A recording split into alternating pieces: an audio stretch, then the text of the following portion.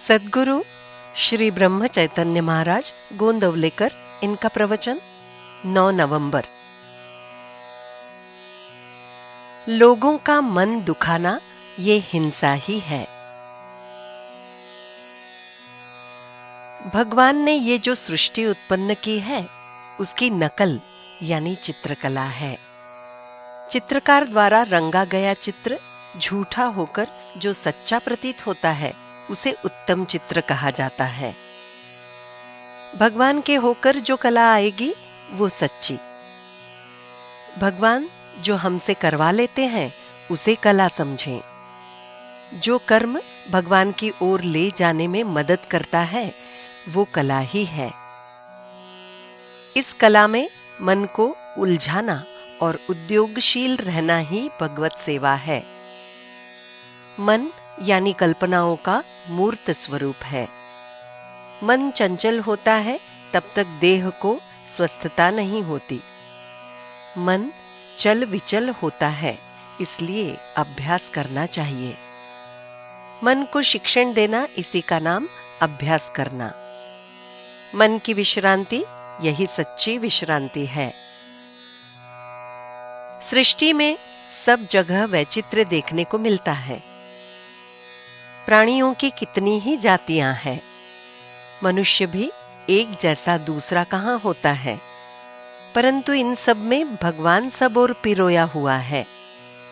दुनिया के प्राणी एक दूसरे के मारक होकर भी कैसे जीते हैं ये देखा तो आश्चर्य होता है।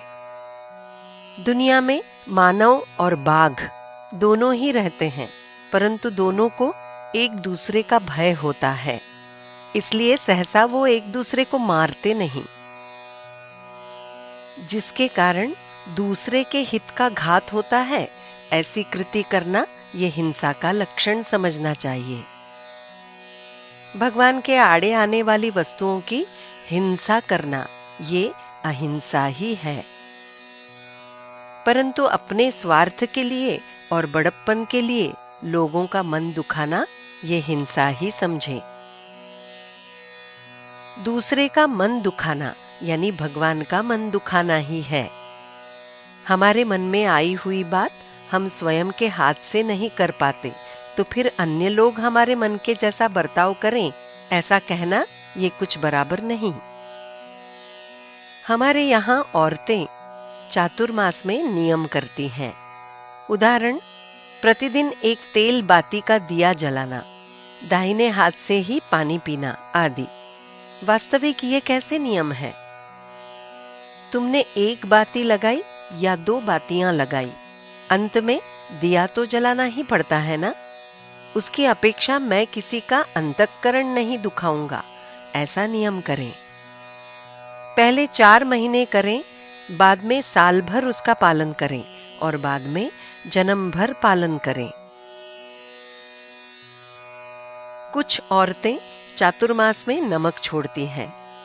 ऐसा अलोना और फीका खाना खाने के लिए ये औरत बैठती है, तब नमक परोसने के लिए आई हुई औरत को दूर से ही नहीं नहीं कहती है। कारण न जाने गलती से कोई नमक वाला पदार्थ उसकी थाली में गिर जाए। ये जैसे वो संभालती है, उसी तरह हमने किसी का अंतःकरण न दुखाने का नियम किया तो हम कितने संयम से बात करेंगे, और कोई आया तो हम कितने सावधान होकर बर्ताव करेंगे।